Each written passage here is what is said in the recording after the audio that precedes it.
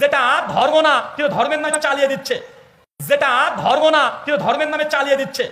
এটা বলি আপনাকে, দেখবেন অনেক হিন্দু দাদারা আছে, তারা জুন জুলাই মাসের দিকে দেখবেন কৃষ্ণের জন্য কীর্তন করে, আছে না নাই?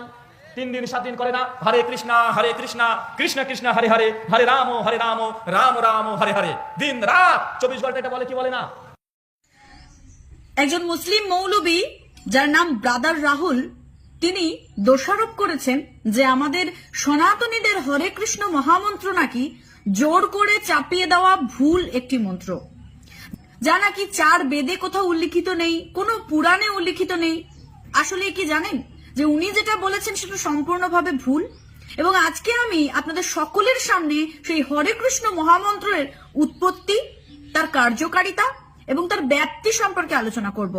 যারা যারা মনে করেন ব্রাদার রাহুল নিজ ধর্মসভায় সনাতন নিয়ে কথা বলাটা তার অন্যায় এবং তার প্রতিবাদ